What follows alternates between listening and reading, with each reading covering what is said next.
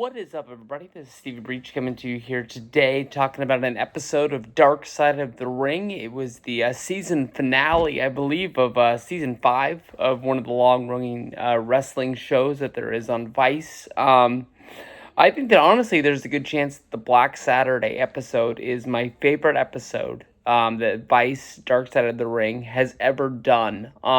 They came out like making really, really good docs, probably the first and second year. And then honestly, I think that they got a little bit of a backlash talking about some things that I think they thought people wanted them to talk about, but it was really showing a really dark side of wrestling that I think a lot of the wrestlers and people involved with wrestling kind of didn't want them shining a light on. I know that it is called Dark Side of the Ring, but they got a lot of backlash for basically talking about like the Lex Luger and Miss Elizabeth death on the Macho Man Randy Savage episode. I know the episode was also about Miss Elizabeth, but the way they kind of went into it, it kind of reminded a lot of people the way WWF Confidential went into it about around 2002, and it almost made them seem like they had a vendetta against Lex Luger a little bit at the time, still being upset that he jumped to Nitro back in the day. But I've watched a lot of the episodes. I think the last one that I can honestly say I was really, really excited about was when WCW went to North Korea, came out. That honestly was a really good episode. But Black Saturday was something that as a wrestling fan, I kind of knew a little bit about. If you watch the Death of WCW documentary, and then even a little bit in, I believe, the True Story of WrestleMania, they touched on what happened. But in this 1 hour doc, 45 minutes of it was spent on Black Saturday. Everything that went into it, who all the main players were. They explained to you who, Jeff Barnett was. They explained who Jack and Gerald Briscoe were, Ole Anderson. They talked about what, the difference was between, Vince McMahon wrestling and Southern Georgia Championship Wrestling was, and how they kind of, if you go through Vince McMahon's playbook over years, you can kind of pick out maybe things that happened in wrestling, like angles, storylines that didn't really work out. But business moves for Vince in the world of wrestling didn't really blow up and go bad the way that Black Saturday went when Vince McMahon bought Georgia Championship Wrestling.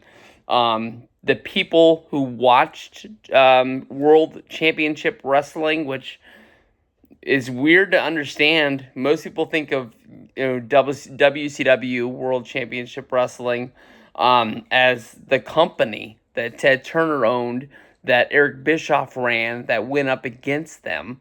That was actually the name of a television show that Vince McMahon took over when he bought Georgia Championship Wrestling, that was shown on TBS, which was basically based on wrestling, the Atlanta Braves, and Andy Griffin.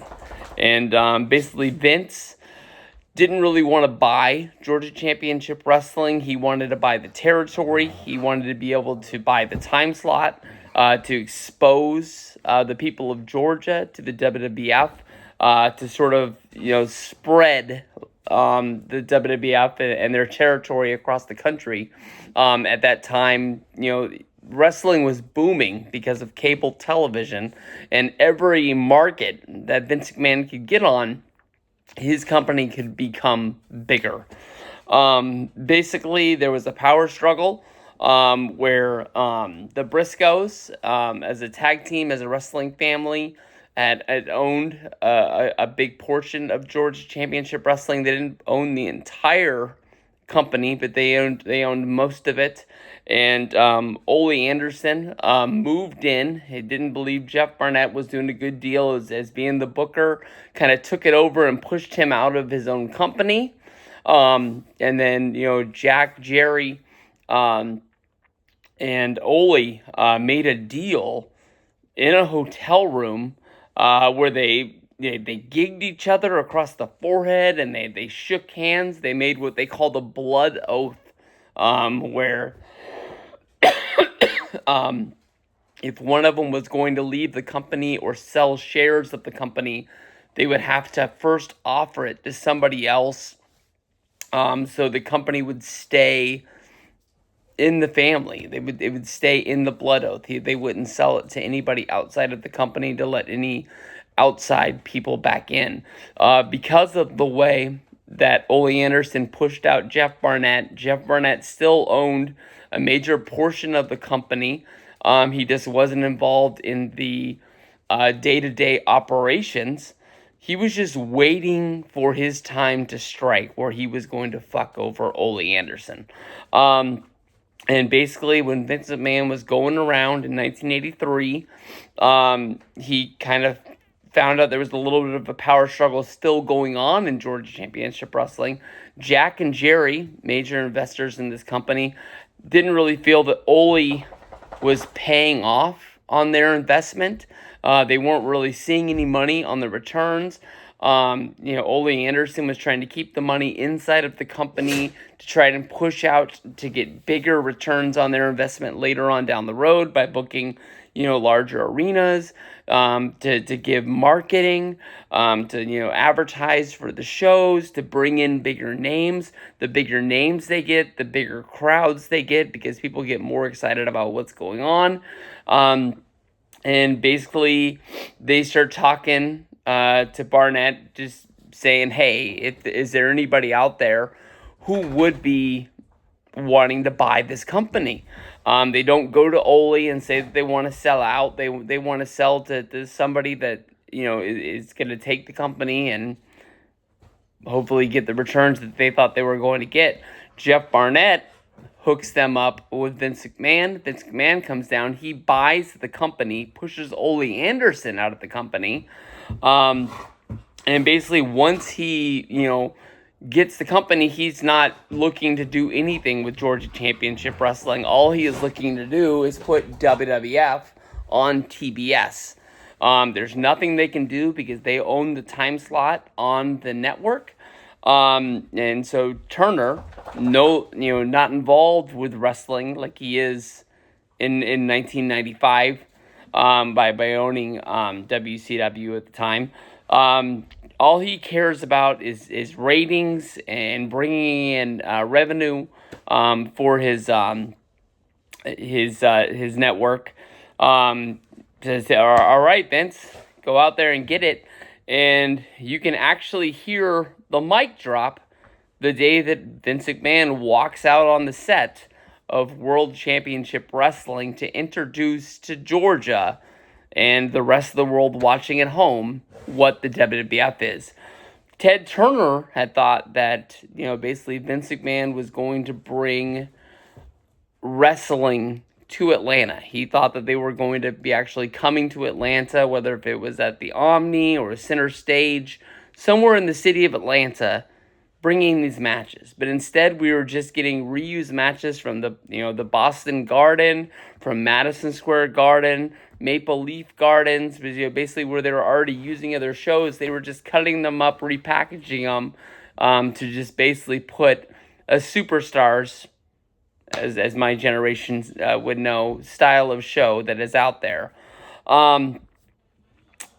Throughout this, Ole Anderson understood that he was not going to be getting any return on Georgia Championship Wrestling because Vince wasn't looking to do anything with it. So Ole calls Vince and says, hey, I will sell you my shares of this company, so you own the entire company.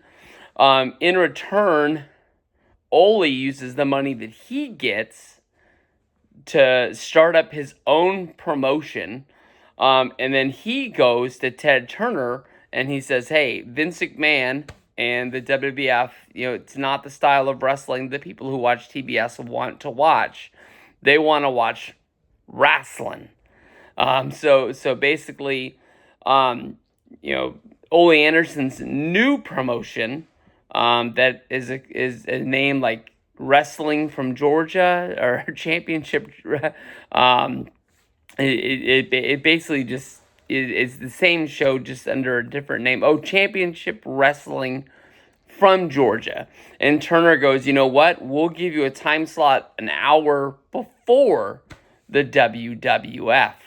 Um, Basically, Vince McMahon is losing a lot of money because he thought that he would be getting ratings, he would be getting revenue from taking over TBS.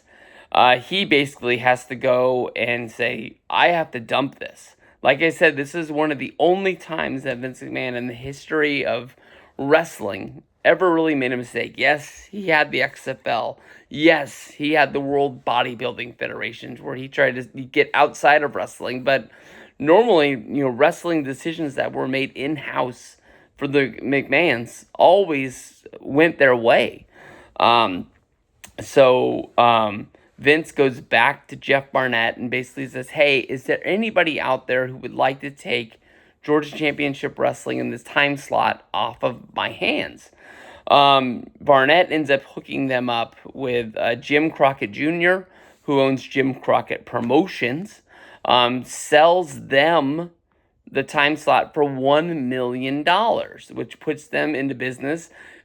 Jim Crockett Promotions end up being the company that Ted Turner buys, which becomes WCW. Down the road, Vince McMahon turned around with the $1 million that he just acquired for the NWA programming on TBS. He ends up putting that $1 million in to fund WrestleMania.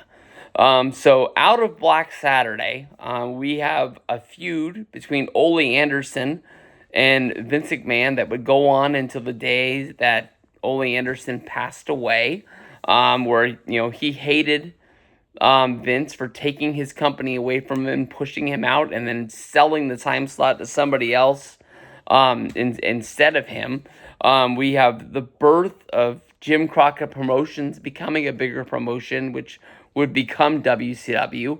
And because of the popularity of what WrestleMania would be in 1985, the WWF becoming the largest wrestling company in the world, I guess you can say. So, I didn't know as much about Black Saturday before I watched this episode, but I can honestly tell you when it comes to Dark Side of the Ring, there's a lot of episodes they've done recently that I watch and I'm not as enthused about, like the Brutus the Barber Beefcake, the Sandman episodes.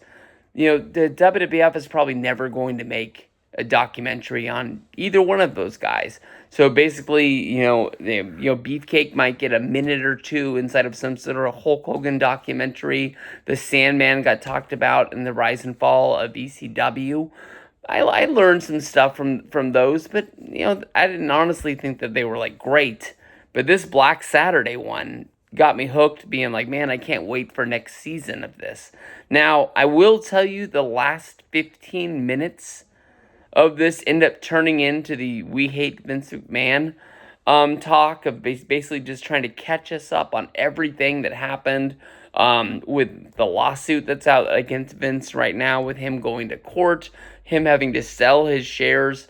Well, he first sold the company, but then having to sell the shares that he still owned of the company to now fully be out of the WWF business, and just running him through the mud. Now, I knew it was coming. I thought that maybe they did this to end the episode to sort of